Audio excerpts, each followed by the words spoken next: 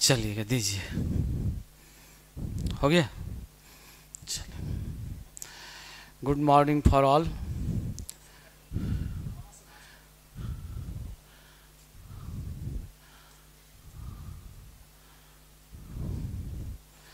चलिए,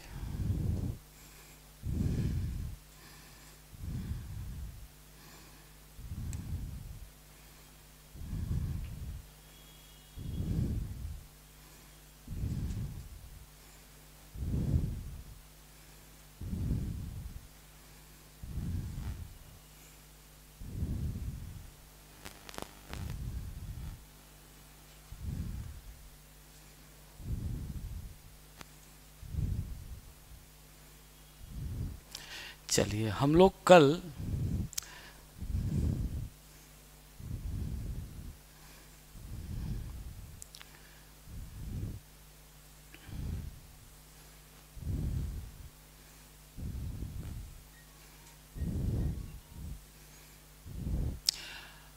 हम लोग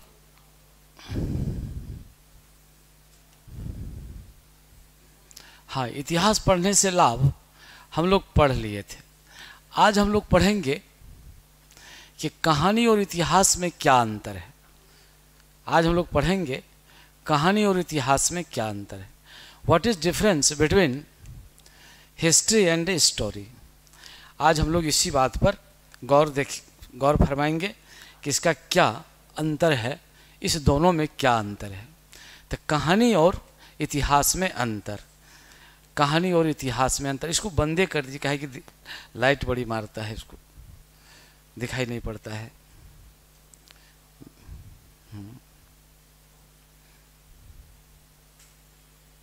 तो कहानी और इतिहास में क्या है अंतर, हम इसी बात पर हम लोग आज गौर करेंगे कि कहानी और इतिहास में क्या अंतर है। इस बात पर हम लोग गौर करते हैं।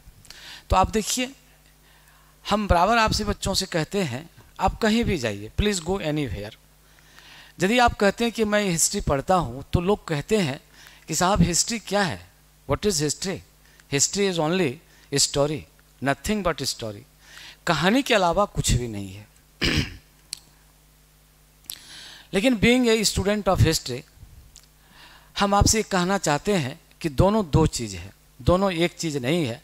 कहानी कभी भी हिस्ट्री नहीं हो सकता और हिस्ट्री कभी भी कहानी नहीं हो सकता। ये इंटरव्यू का प्रश्न है। आप जब जाइएगा बीपीएससी में इंटरव्यू देने के लिए, तो लोग यही प्रश्न इंटरव्यूअर्स पूछते हैं, यही बात कि भाई आप बताइए कहानी और इतिहास में क्या अंतर है। तो आइए हम लोग इस पर गौर फरमाते हैं कि what is different between history and story. इसमें क्या अंतर है, इस बात को अब आप ध्यान से देखिए, इसमें क्या अंतर है।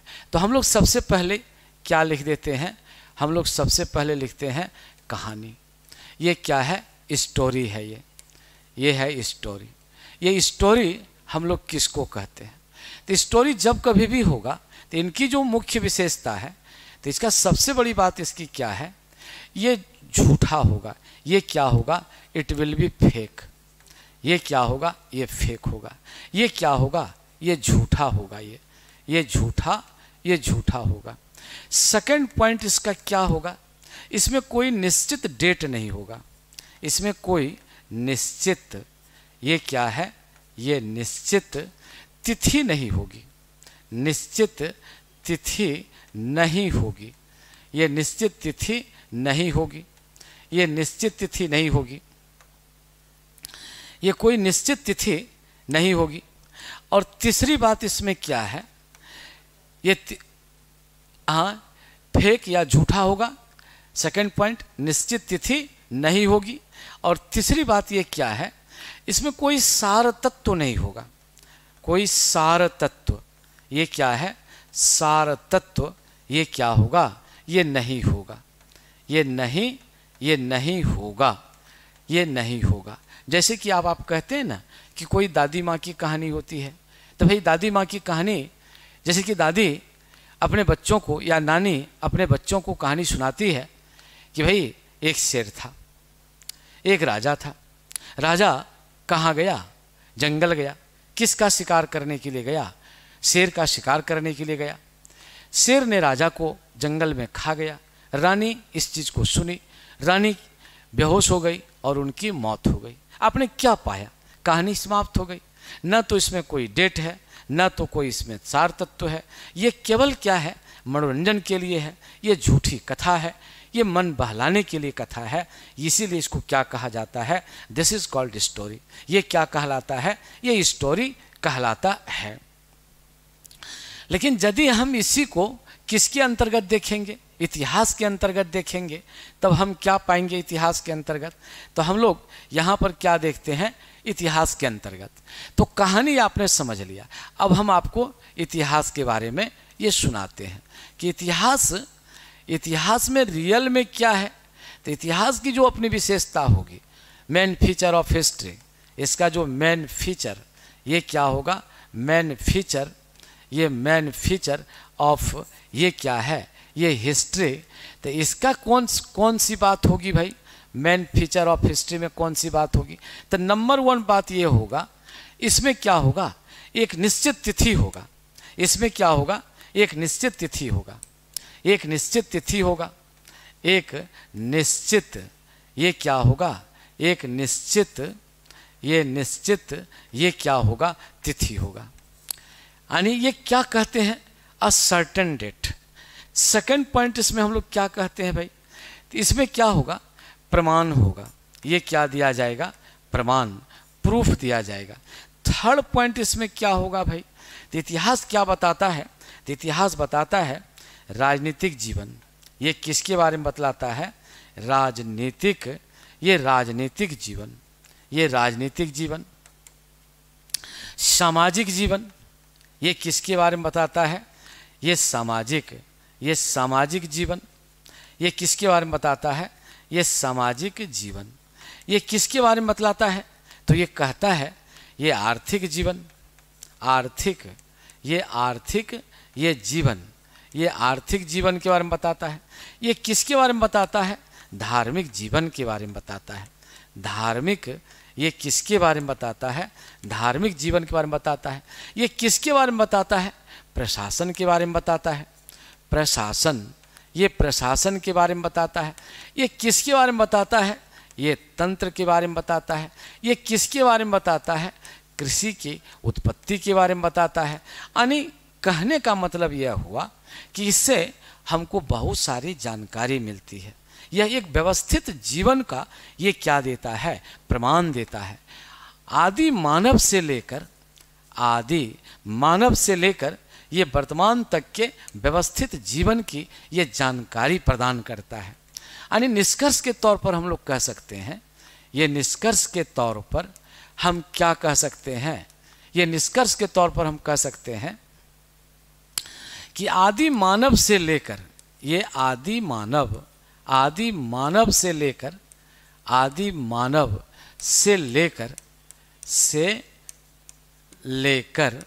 वर्तमान तक के वर्तमान तक के विकास को दर्शाता है। विकास के संदर्भ में ये क्या प्रदान करता है? सूचना। ये सूचना प्रदान करता है। सूचना प्रदान करता है। तो अब आप समझ सकते हैं कि इतिहास की कितनी बड़ी भूमिका है। इसलिए कहानी और इतिहास में क्या है? काफ़ी अंतर है। इसलिए हम लोग ये नहीं कह सकते हैं कि भाई कहानी और इतिहास दोनों समान है, ऐसा हम नहीं कह सकते हैं। इसीलिए इतिहास अलग है, कहानी अलग है। दोनों के बीच में क्या है? Much more differences between both. ये दोनों के बीच में क्या है? मोर डिफरेंसेस। ये क्या है? मोर डिफरेंसेस। ये दोनों के बीच में क्या है? ये अधिक से अधिक क्या है? ये डिफरेंस है। ये अधिक से अधिक यहाँ पर क्या है? अंतर है। तो ये प्रश्न जो पूछा जाता है अक्सर इंटरव्यू में पूछा जाता है। ये प्रश्न किस में पूछा जाता है, खास करके ये इंटरव्यू में ये प्रश्न पूछा जाता है।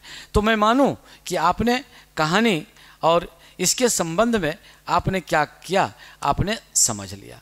अब हम अगला पॉइंट चलते हैं, हम लोग अब चलते हैं नेक्स्ट पॉइंट चलते हैं।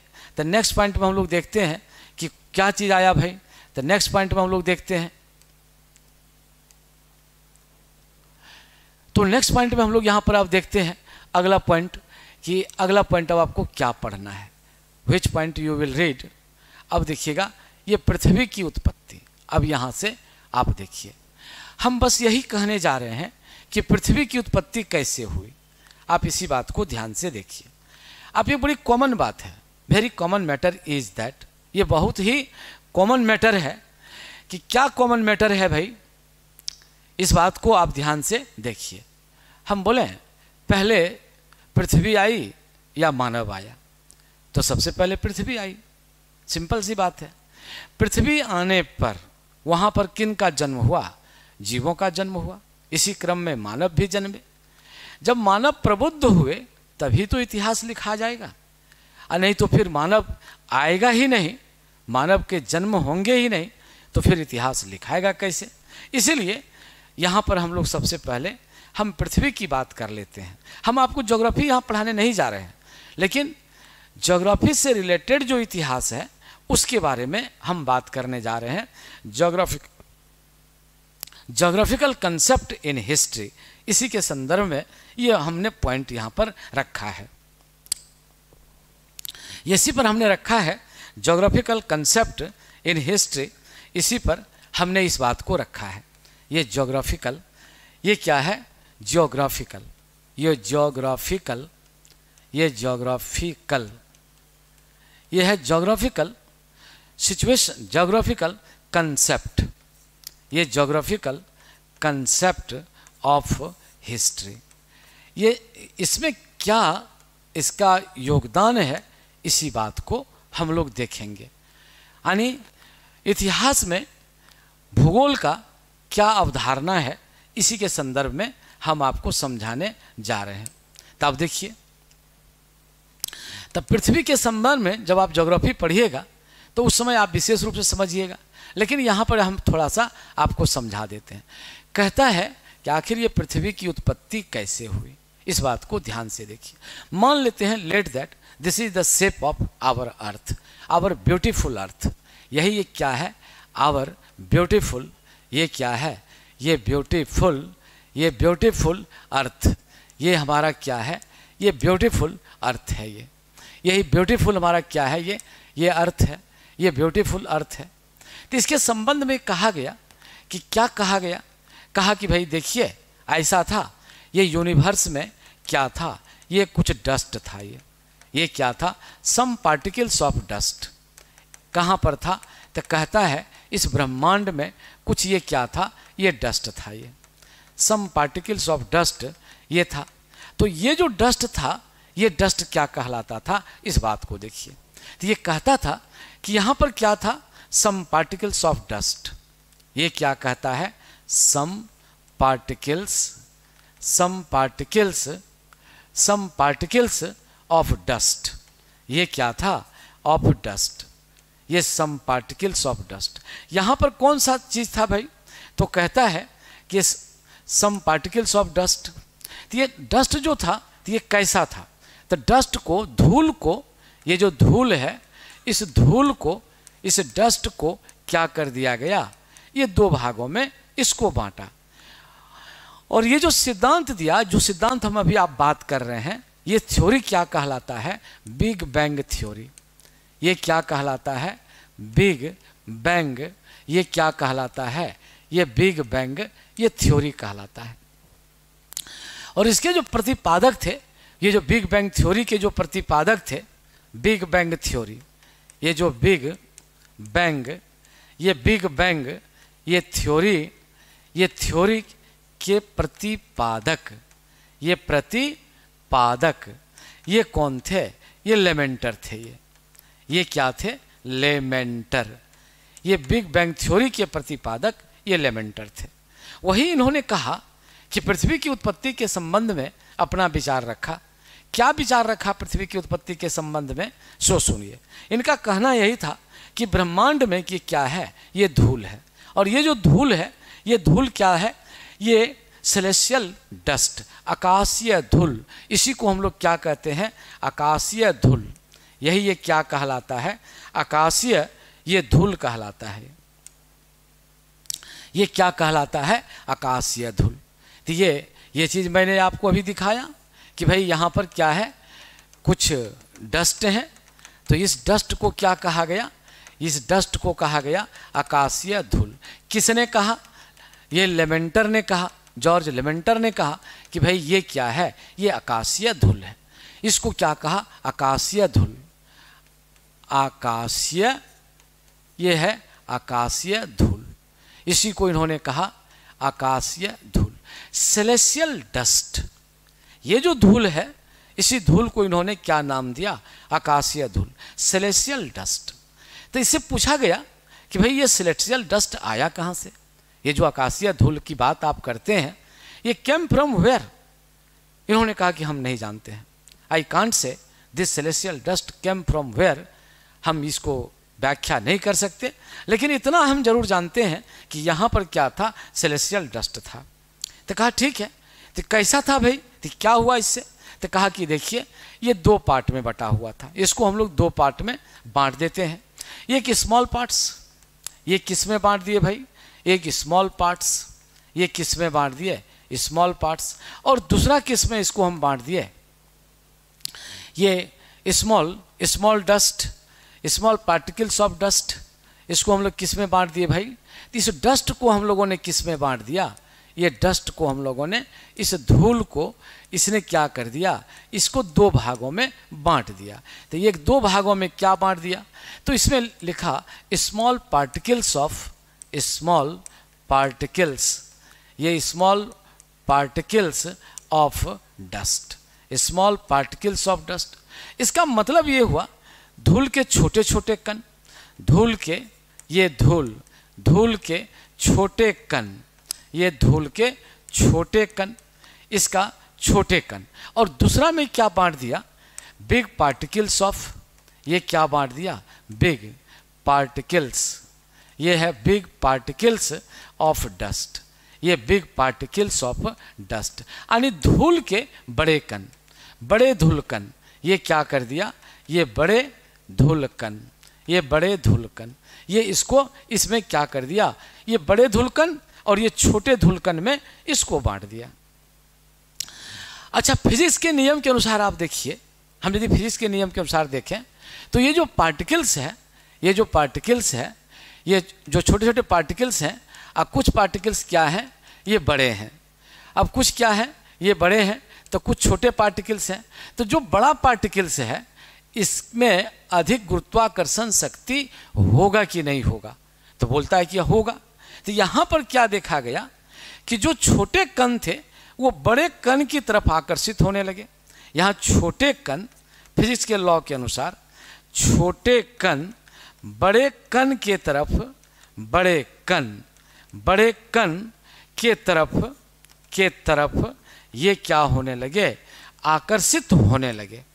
ये क्या होने लगे, आकर्षित, ये आकर्षित होने लगे, ये क्या होने लगे, ये आकर्षित होने लगे। ये यहाँ पर क्या होने लगे, आकर्षित, ये आकर्षित होने लगे।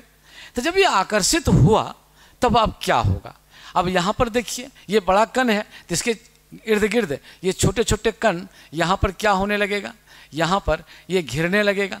तो जब ये घिरने लगेगा तो इसका मास बढ़ेगा कि नहीं बढ़ेगा, तो इसका क्या बढ़ जाएगा, द्रव्यमान बढ़ जाएगा। तो इसका क्या बढ़ेगा, तो यह इसका क्या कहता है, तो इसका कहता है कि इसका क्या बढ़ जाएगा, ये क्या बढ़ेगा, इसका द्रव्यमान बढ़ेगा। तो इसका क्या बढ़ने लगा, इसका द्रव्यमान बढ़ने लगा। इसका क्या बढ़ने लगा, द्रव्यमान। ये क्या बढ़ने लगा, द्रव्यमान बढ़ने लगा। ये द्रव्यमान बढ़ने लगा। इंक्रीज्ड मास, इसी को हम लोग कहते हैं इंक्रीज्ड।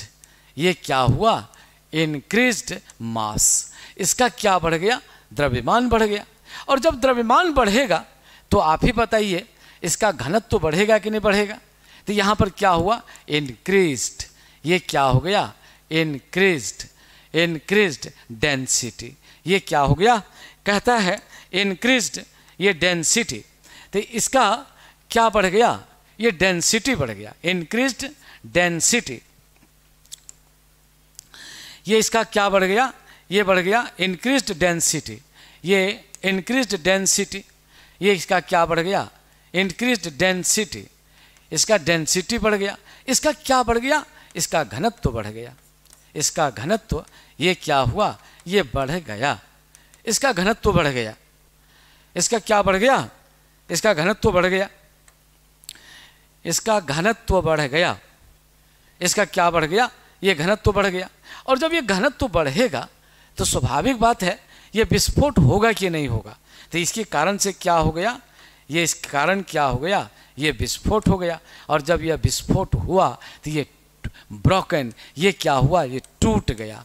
ये डिफरेंट डिफरेंट पार्ट में ये क्या हो गया? ये टूट गया। तो विस्फोट जब हुआ तो ये टुकड़े टुकड़े में बट गया। ये टुकड़े में, ये टुकड़े टुकड़े में ये क्या हो गया? ये बट गया। ये टुकड़े टुकड़े में बट गया और वही एक टुकड़ा क्या बना? पृथ्वी बना। तो ये कौन कहता है?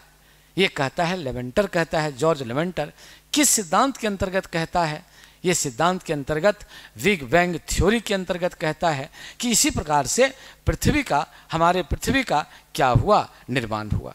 तो इसने बड़ा सुंदर तरीके से इस बात को समझाने का कोशिश किया है। तो एक बार मैं फिर आपके सामने इस बात को परोस देता हूँ। तो इसमें बिग बैंग थ्योरी के प्रतिपादक कौन हो गए? ये है बिग बैंग।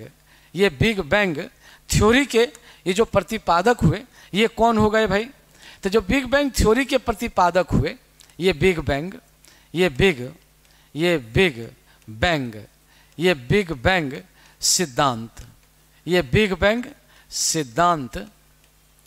सिद्धांत के प्रतिपादक ये हो गए जॉर्ज लेमेंटर। ये कौन हो गए? ये है जॉर्ज लेमेंटर। लेमेंटर, ये जॉर्ज लेमेंटर। अच्छा, इसमें क्या कहा?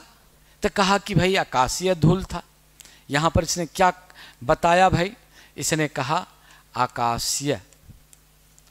ये आकाशीय, ये क्या था भाई? ये आकाशीय, ये धूल था। अच्छा, फिर इसमें इसने क्या कह दिया? कहा कि ये दो भागों में बटा था।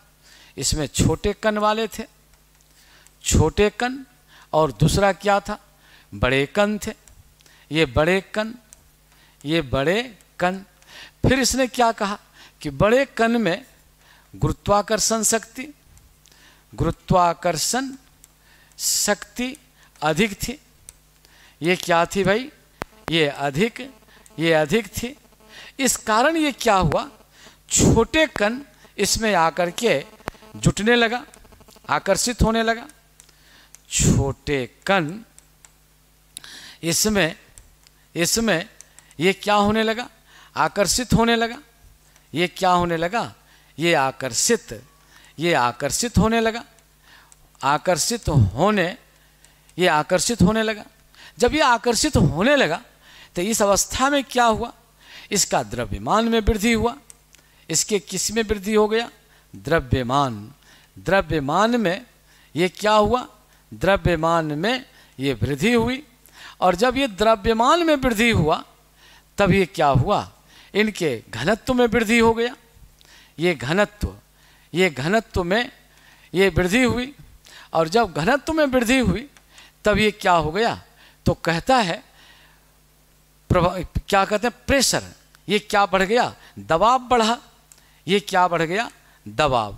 ये दबाव बढ़ा। और जब ये दबाव बढ़ा तो ये क्या हो गया? विस्फोट हो गया। ये क्या हो गया? विस्फोट। ये क्या हो गया? ये विस्फोट हो गया। और जब ये विस्फोट हो गया, और जब ये विस्फोट हो गया तो कई टुकड़े में बट गया। कई टुकड़े में ये क्या हो गया? ये बट गया। और जब ये कई टुकड़े में बटा तो इन्हीं में से एक टुकड़ा पृथ्वी बनी। एक टुकड़ा क्या बन गई? एक टुकड़ा ये क्या बन गई? ये पृथ्वी बन गई। ये पृथ्वी ये बन गई। तो इस प्रकार से आपने किसकी उत्पत्ति के बारे में देख लिया? पृथ्वी की उत्पत्ति के संबंध में आपने देख लिया। तो अब सवाल ये है कि पृथ्वी का जन्म कब हुआ? अब ये प्रश्न भी पूछता है कि भाई पृथ्वी का ये क्या है, ये जन्म कब हुआ? तो इस बात को ये प्रश्न यहाँ पर ये पूछता है, ये पृथ्वी का जन्म कब हुआ? तो हम लोग यहाँ पर लिखते हैं पृथ्वी का जन्म। ये पृथ्वी का जन्म। तो ये पृथ्वी का जो आयु है, ये पृथ्वी की आयु ये कितना में हम लोग देखते हैं? ये पृथ्वी की आयु, तो इसके संबंध में दो बात है। एक बात कितना है? ये है 4.5 अरब वर्ष। अरब वर्ष ये एक बात है। और कुछ लोगों का मानना है 5 अरब वर्ष। 5 अरब ये क्या है? ये 5 अरब वर्ष है। तो ये दोनों प्रश्न पूछा जाता है, ये प्रश्न हमेशा पूछा जाता है। तो यहाँ पर दो प्रश्न हुआ। ये कौन कौन प्रश्न हुआ? तो एक प्रश्न आपका कौन हो गया कि भाई बिग बैंग थ्योरी के प्रतिपादक कौन है? तो जॉर्ज लेमेंटर। और पृथ्वी की आयु कितनी है? तो 4.5 अरब वर्ष या 5 अरब वर्ष, जैसा ऑप्शन आएगा उस हिसाब से आप क्या करिएगा? आप काम करिएगा। तो इसी हिसाब से आपको क्या करना है? ये कार्य करना है। तो अगला पॉइंट हम लोग यहाँ से ये देखते हैं। नेक्स्ट पॉइंट हम लोग ये अब देखते हैं। अब इसकी आयु के बारे में आपने देख लिया। जब इसकी आयु के बारे में आपने देख लिया, तब अब हमको ये कहना आपसे ये है कि मानव की अब उत्पत्ति, मानव की स्थिति क्या हुई, इसके संदर्भ में अब हम लोग देखेंगे। आपने पृथ्वी के संदर्भ में तो देख लिया, अब हम लोग देखेंगे ये किसके संदर्भ में देखेंगे? ये मानव के संदर्भ में हम लोग देखते हैं। तो ये मानव के संदर्भ में हम लोग आप देखते हैं। ये पृथ्वी के संबंध में आपने देख लिया। तो सिंपल सी बात है, हम आपसे किसके संबंध में बात करते हैं? कि मानव के विकास के संदर्भ में हम बात करते हैं। लेकिन थोड़ा सा इससे बात करने से पहले और थोड़ा सा बात मैं आपसे कर लूँ। थोड़ा सा और बात हम आपसे करते हैं कि आखिर ये जो आपने जो देखा, ये आखिर ये कैसे था? इस बात को देखिए, ये कौन सी बात हुई थी? इस बात को अब ध्यान से आप देखिए, ये क्या बात था सो देखिए। देखिएगा यहाँ पर ये कौन सा बात है, इस बात को आप देखिए।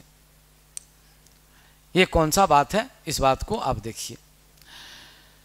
तो सवाल ये है कि प्रारंभिक समय में, ठीक है, ये क्या है? प्रारंभिक, ये है प्रारंभिक समय में जिस समय पृथ्वी का निर्माण हुआ, तो पृथ्वी तो काफ़ी गर्म थी, काफ़ी गर्म थी। क्यों? इसलिए कि ज्योग्राफर का मानना है, अकॉर्डिंग टू ज्योग्राफर, ये ज्योग्राफर का ये मानना है कि पृथ्वी क्या है? तो कहा पृथ्वी सूर्य का एक पार्ट है। ये पृथ्वी ये क्या है? पृथ्वी सूर्य का, सूर्य का एक टुकड़ा है। एक टुकड़ा, सूर्य का एक टुकड़ा है। यानी ब्रोकन पार्ट ऑफ द सन। ये क्या है? ब्रोकन पार्ट ऑफ द सन। तो मेरा मानना यह है कि जब ब्रोकन पार्ट ऑफ द सन है, और सन में क्या हो रहा है? सनलैंड की क्रिया हो रही है। तो पृथ्वी जब उसके उतने गर्म ग्रह का ये पार्ट है, सूर्य का एक तारे का पार्ट है, तो स्वाभाविक बात है कि पृथ्वी गर्म होगी। तो इतना गर्म जगह पर जन्म लेना तो संभव नहीं है। तब क्या रहा हुआ होगा? तब इसका कौन सा बात हुआ होगा? तो कहा कि पृथ्वी ठंडी कैसे हुई? पहले पृथ्वी ठंडी होगी, और जब पृथ्वी ठंडी होगी तभी तो जीवों का जन्म होगा। तब पृथ्वी ठंडी कैसे हुई?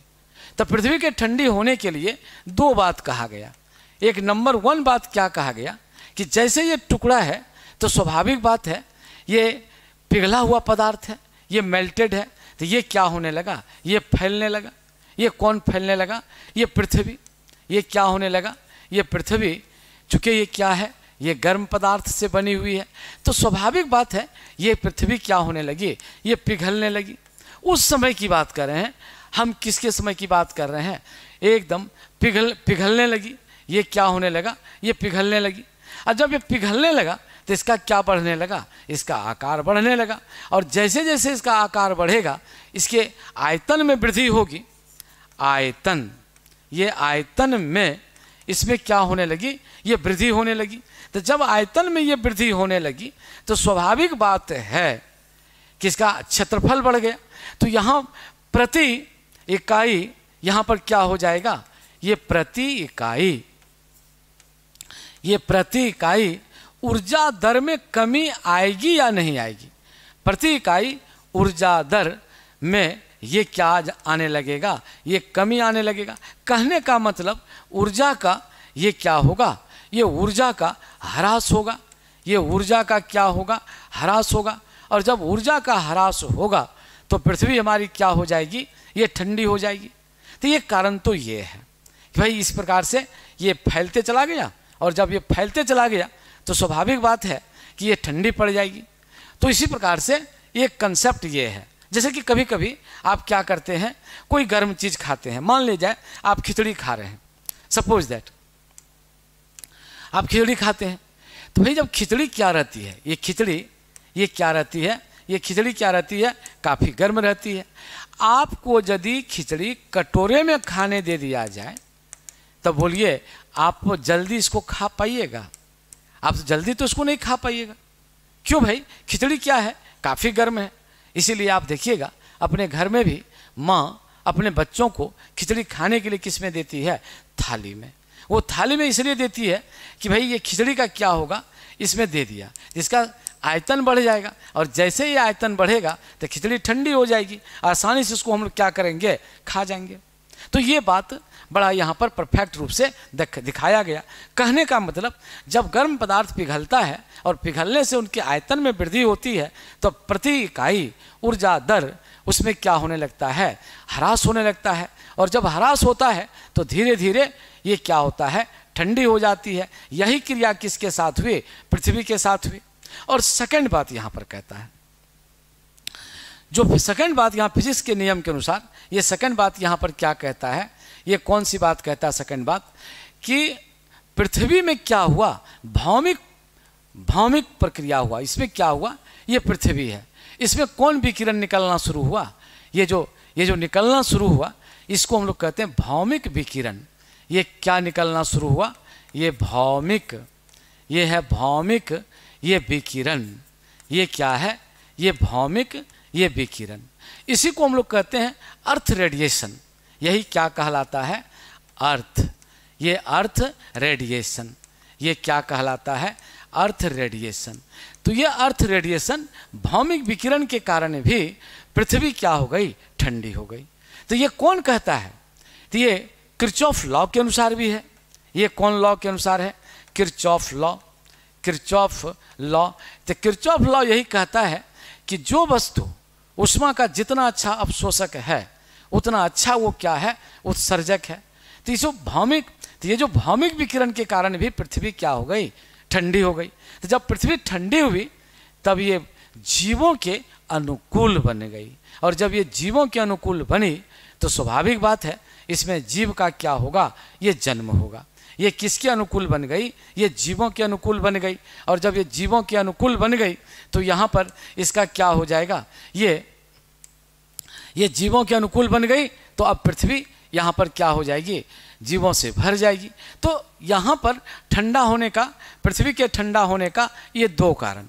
नंबर 1, पृथ्वी के ठंडा होने का ये दो कारण। ये पृथ्वी के ठंडा होने का कारण, ये ठंडा ये होने का ये क्या है कारण। नंबर 1, इसके क्या हुआ, पिघला होने के कारण इनके आयतन में वृद्धि हो गई। आयतन में वृद्धि होना, ये प्रारंभिक समय की बात हम कर रहे हैं, अभी की बात नहीं कर रहे हैं। जब ये पिघला हुआ अवस्था में, ऐसा नहीं समझ जाना कि अभी इसके आयतन में वृद्धि हो रही है, तो भयानक भूल हो जाएगी। और सेकंड बात यहाँ पर क्या है, भौमिक विकिरण के कारण। ये किसके कारण, ये भौमिक विकिरण के कारण। ये किसके कारण, ये भौमिक विकिरण के कारण इस दो वजह से ये क्या हो गया, ये ठंडी हो गई। और कुछ लोगों का मानना है, कुछ ज्योग्राफर का मानना है कि भयानक वर्षा हुई, लगातार भयानक वर्षा हुई, बर्फबारी हुई, इसके चलते भी ये क्या हो गया, ये हमारी पृथ्वी धीरे धीरे क्या हो गई, ये ठंडी हो गई। तो अब जब ठंडी हो गई तो ये पृथ्वी क्या बन गई, ये जीवों के अनुकूल हो गई। अब जीव इसमें क्या लेंगे, अब ये जन्म लेंगे। तब अब हमको देखना है ये जीवों का ये जन्म कैसे हुआ। अब हम लोग इस बात को देखें कि पृथ्वी पर जीवों का ये क्या हुआ, ये जन्म कैसे हुआ। तो पृथ्वी पर जीवों का जन्म, अब हम लोग यहाँ पर देखते हैं पृथ्वी पर जीवों का क्या देखते हैं, ये जन्म देखते हैं। तब पृथ्वी पर हम लोग देखते हैं जीवों का जन्म कैसे है, इस बात को अब ध्यान से देखिए। ये पृथ्वी पर, ये पृथ्वी पर ये मानव का, ये मानव का ये क्या है, ये विकास। ये मानव का ये क्या है, ये है विकास। ये एवोल्यूशन ऑफ मैन, इसको हम लोग कहते हैं एवोल्यूशन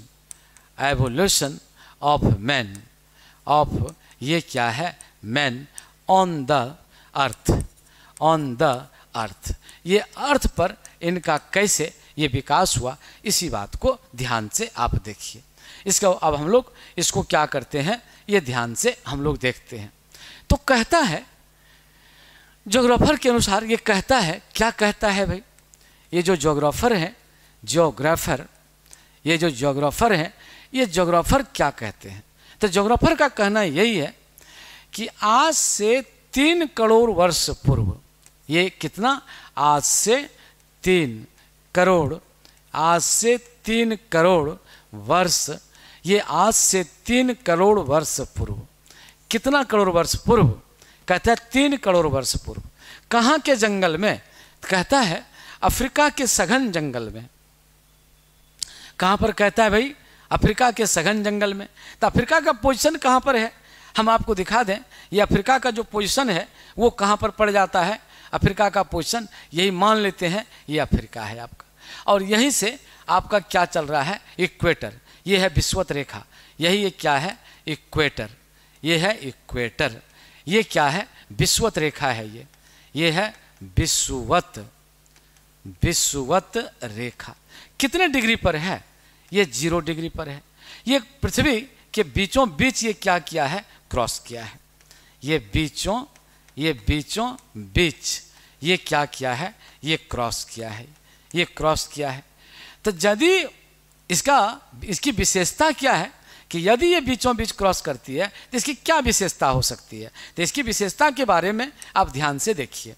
तो यहाँ पर क्या होगा भाई, क्या कौन सी बात हो सकती है। तो नंबर 1, यहाँ पर क्या पड़ेगा, यहाँ पर भीषण गर्मी पड़ेगी। यहाँ पर क्या पड़ेगा, ये गर्मी पड़ेगी। ये यहाँ पर क्या पड़ेगा, ये गर्मी पड़ेगी। सेकंड पॉइंट यहाँ पर क्या होगा कि सूर्य का किरण बिल्कुल क्या होगा, एकदम ये सूर्य का किरण, ये सूर्य की किरण यहाँ पर क्या होगी, किरण लंबवत पड़ेगी। सूर्य की किरण यहाँ पर क्या होगी, लंबवत। ये लंबवत ये क्या होगी, ये पड़ेगी।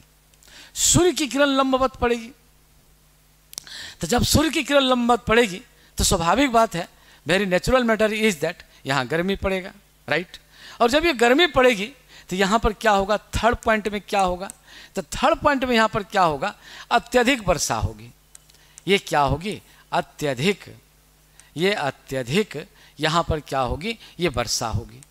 अत्यधिक वर्षा, ये अत्यधिक ये क्या होगी, ये वर्षा होगी।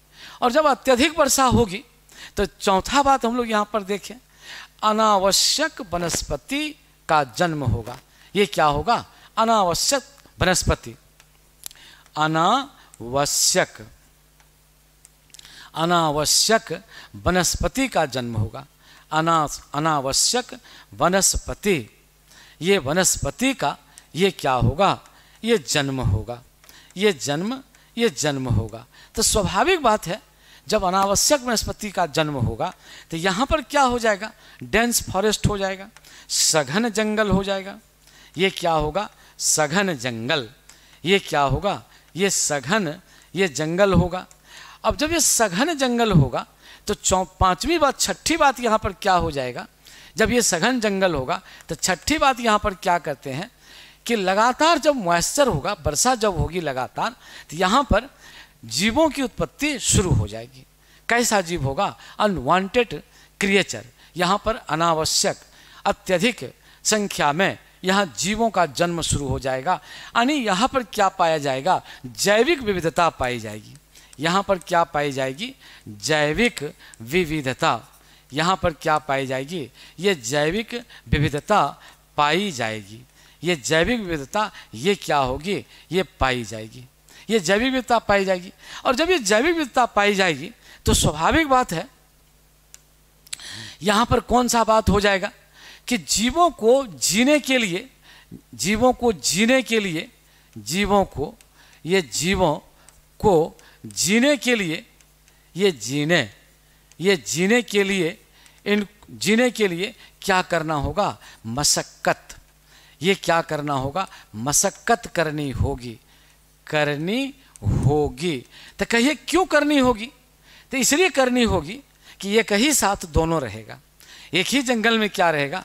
बाघ भी रहेंगे, तो दूसरी ओर कौन रहेगा? हिरण भी रहेगा।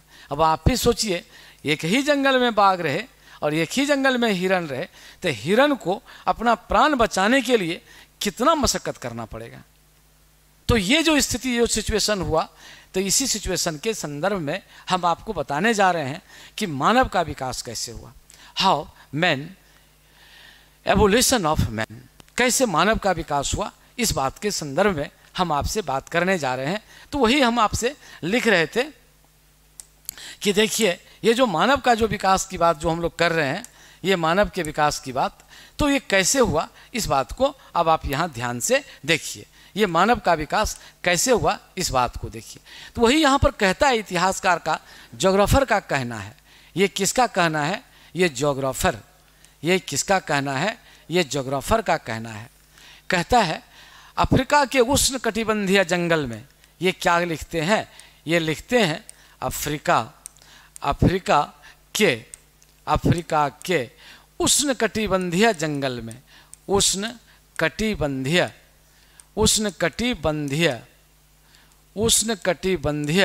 जंगल में, ये क्या लिखता है?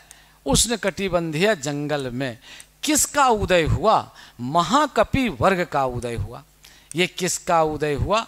महाकपि। ये महाकपि वर्ग का ये क्या हुआ? उदय हुआ। ये महाकपि वर्ग का ये क्या हुआ? ये उदय हुआ।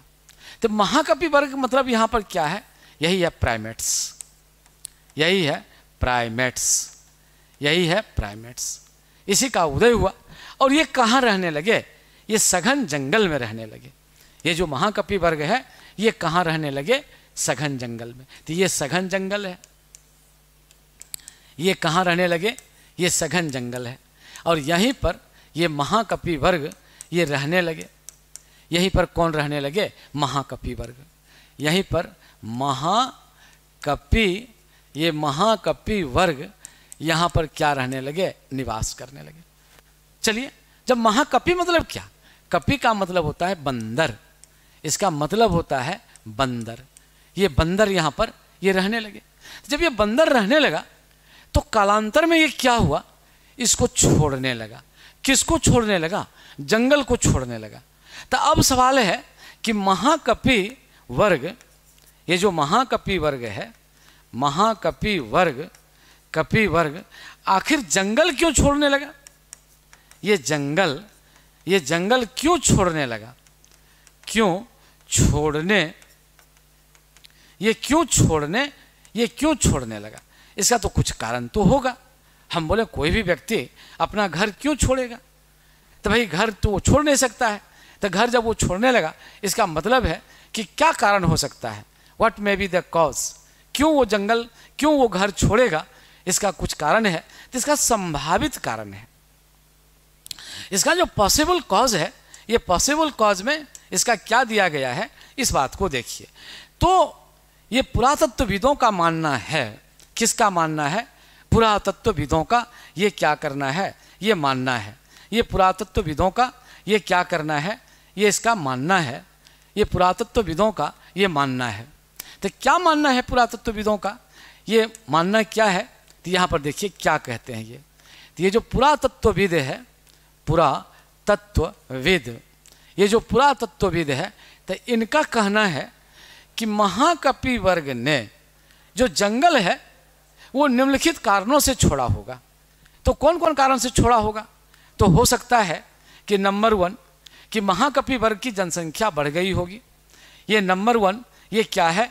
महाकपि वर्ग की जनसंख्या बढ़ गई होगी। महाकपि वर्ग की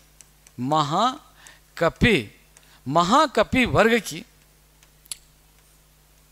वर्ग की जनसंख्या बढ़ गई होगी। जनसंख्या, ये जनसंख्या बढ़ गई होगी, बढ़ गई होगी। तो स्वाभाविक बात है, जब जनसंख्या बढ़ जाएगा तो स्वाभाविक बात है कि जंगल छोटा पड़ गया या जंगल में भोजन का अभाव हो गया होगा। ये जंगल में किसका अभाव हो गया? भोजन का अभाव हो गया। ये भोजन का यहाँ पर क्या हो गया? अभाव हो गया। ये जंगल में किसका अभाव हो गया? ये भोजन का अभाव हो गया। तो कहीं सर जंगल में भोजन क्या होगा? तो मैं आपको बतलाऊं, उसे कंद मूल फल फूल ये सब जंगल में आसानी से प्राप्त हो जाता है। वही आदि मानव क्या करते थे? इसको खाया करते थे। तो वही जा कर के यहाँ पर क्या हुआ? जंगल में भोजन का क्या हो गया? अभाव हो गया। अब आप बताइए कि यदि जंगल में भोजन का अभाव होगा तो यहाँ के प्राणी एक स्थल से दूसरे स्थल जाएंगे या नहीं जाएंगे? इसका सबसे ज्वलंत उदाहरण मैं आपको बतलाऊं। आप रांची चले जाइए, वहाँ देखिएगा, वहाँ जो हाथी सब है बेतला में, आप देखिएगा वो अभयारण्य से बाहर निकल करके चलने लगता है। क्यों? जंगल में भोजन नहीं रहा। और जब भोजन नहीं रहा जंगल में तो वो किसके तरफ चलने लगता है? रिहासी इलाके की तरफ चलता है और लोगों को तबाह कर देता है, फसल बर्बाद करता है, घर गिरा देता है, वो ढेर सारी बातें होती हैं। तो इसी प्रकार से ये लोग अब क्या करने लगा? जंगल छोड़ने लगा। तो कहने का मतलब है कि या तो जंगल विनष्ट हो गया होगा, यह भी संभावित कारण हो सकता है। जंगल का विनष्ट होना, ये क्या हो सकता है? जंगल का क्या होना? विनष्ट होना, ये विनष्ट होना। और सबसे बड़ी बात इसका क्या है? बिगेस्ट मैटर इज दैट, सबसे बड़ी बात क्या है? जलवायु परिवर्तन। इसका सबसे बड़ी बात क्या है? जलवायु परिवर्तन। ये जलवायु ये क्या है? परिवर्तन है। ये जलवायु परिवर्तन। हम बोले आज आप पृथ्वी पर रह रहे हैं, कहाँ से कहाँ तक रहते हैं? कितना टेम्परेचर आप सहते हैं? -4 डिग्री से लेकर के आप मोटा मोटी 45 डिग्री तक आप सहन करते हैं। जैसे कि अभी मोटा मोटी कश्मीर सब में -4 चला जाता है, हम लोगों के यहाँ 0 डिग्री पर चला आता है, तो फिर भी हम लोग जिंदा रह जाते हैं। लेकिन यदि 0 डिग्री पर आते हैं तो हम लोग कैसे देखते हैं कि जिंदा रहते हैं, बहुत दिक्कत हो जाती है। लेकिन यदि -50 डिग्री चला जाए तो क्या हम लोग यहाँ जिंदा रह पाएंगे? हम लोग तो यहाँ जिंदा नहीं रह पाएंगे। जब हम लोग यहाँ जिंदा नहीं रह पाएंगे तो ये धरती क्या हो जाएगी? जीवों से शून्य हो जाएगी। मान लेते हैं हम लोग 45 तक हम लोग सह लेते हैं, मान लेते हैं कि पृथ्वी का टेम्परेचर 60 डिग्री हो जाए सेल्सियस, 60 डिग्री सेल्सियस, तो यहाँ कौन बचेगा? इसीलिए सबसे बड़ा भारी बात होता है जलवायु। यदि जलवायु आपके साथ है तो आप जिंदा रह सकते हैं, और यदि जलवायु आपके साथ नहीं है तो फिर आप ये जिंदा नहीं रह सकते हैं। इसीलिए ज्योग्राफर ने कहा कि हो सकता है कि यहाँ पर सबसे बड़ी बात क्या हुई होगी? ये जलवायु परिवर्तन हुआ होगा। और इसी जलवायु परिवर्तन के कारण जो महाकपि वर्ग थे वो क्या छोड़ना शुरू कर दिया? वो जंगल छोड़ना उसने क्या कर दिया? ये शुरू कर दिया। तो जंगल जब छोड़ना शुरू कर दिया तो इसके सामने आया कि अब जाएं कहाँ? हाँ ठीक है, आप जंगल छोड़ दिए, लेकिन जंगल आप जब छोड़िएगा तो जाइएगा कहाँ? तो ये बात इसने ये सोचा। तो जब जंगल छोड़ने लगा तो इसी क्रम में क्या हुआ कि परिस्थिति के अनुकूल यहाँ पर क्या हुआ? जीवों का विकास हुआ। लेकिन इससे पहले हम 2 बात आपको बता दें कि सबसे पहला बात ये बता दें कि आदि मानव की जो उत्पत्ति हुई, आदि मानव आदि मानव की उत्पत्ति के संबंध में यही बात माना जाता है, उत्पत्ति के संबंध में ये माना जाता है कि इसका जो जन्म हुआ वो अफ्रीका के सावाना घास के मैदान में हुआ। अफ्रीका, ये अफ्रीका के सावाना, ये सावाना घास मैदान में हुआ। सावाना घास मैदान, ये मैदान में ये क्या हुआ, ये हुआ। तो ये प्रश्न बराबर पूछता है कि आदि मानव का जन्म कहाँ पर हुआ, तो अफ्रीका के सावाना घास के मैदान में हुआ। कितना में हुआ आज से, तो कहता है 26 लाख, ये 26 लाख वर्ष ये क्या हुआ, ये पूर्व हुआ। तो कहाँ पर सबसे पहले जीव जन्म लिया मानव का, अफ्रीका में। कौन जंगल में लिया, उष्णकटिबंधीय जंगल में लिया। कितना वर्ष पूर्व लिया, 26 लाख वर्ष ये पूर्व लिया। और भारत के संदर्भ में यदि देखा जाए, यदि हम भारत के संदर्भ में देखते हैं तो यहाँ पर कहता है 14 लाख वर्ष पूर्व, 14 लाख वर्ष पूर्व यहाँ क्या मिला है, जीवाश्म मिला है। ये 14 लाख वर्ष पूर्व का ये क्या मिला है, जीवाश्म मिला, ये जीवाश्म मिला है। तो भारतवर्ष में कितना में, 14 लाख वर्ष पूर्व में, और अफ्रीका में कितना में, 26 लाख वर्ष पूर्व में ये मानव का आगमन हो चुका था। और यहाँ पर कहाँ मिला, तो कहता है महाराष्ट्र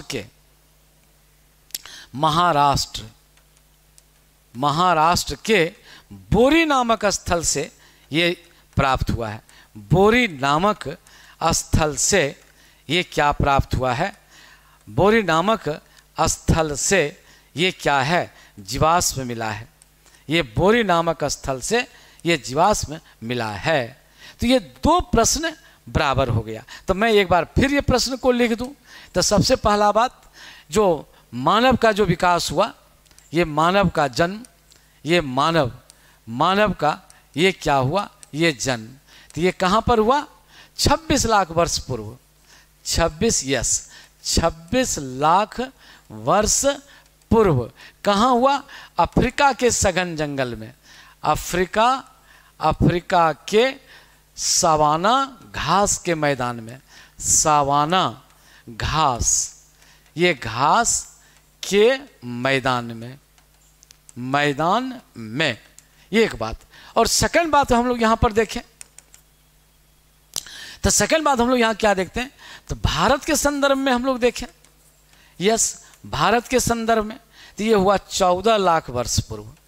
ये हुआ 14 लाख, ये क्या हुआ, ये वर्ष, ये 14 लाख वर्ष पूर्व।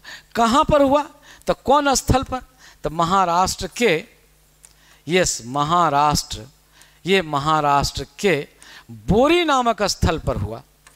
ये बोरी नामक स्थल पर हुआ, नामक स्थल पर हुआ। तो ये सब प्रश्न बराबर पूछा जाता है।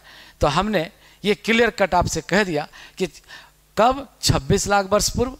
कहाँ हुआ, अफ्रीका में हुआ। कौन में हुआ, सवाना घास के मैदान में हुआ। और भारत के संदर्भ में यदि देखा जाए तो 14 लाख वर्ष पूर्व हुआ। कहाँ हुआ, महाराष्ट्र के बोरी नामक स्थल पर इसका ये जन्म हुआ। तो इसी प्रकार से ये आदि मानव इसी हिसाब से ये आए। तो इस प्रकार से हम लोग यहाँ पर देखते हैं कि आदि मानव का कैसे आया। अब हमको ये देखना है कि इसका विकास कैसे हुआ। ये जो आदि मानव थे, अब हमको इसी पर देखना है कि इसका विकास कैसे हुआ। तो ये विकास की बात मैं कल आपको उसे बच्चों को समझाऊंगा कि आखिर इस आदि मानव का मानव के रूप में कैसे विकास हुआ, कैसे रामापिथेकस आया, कैसे ऑस्ट्रोपिथेकस आया, कैसे होमो इरेक्टस आया, किस आधार पर निएंडरथॉल आया, कैसे होमो सेपियंस आया। ये सब बात मैं कल आपको सुनाऊंगा। तो आज की बात यहीं तक रहने दिया जाए। धन्यवाद, थैंक यू।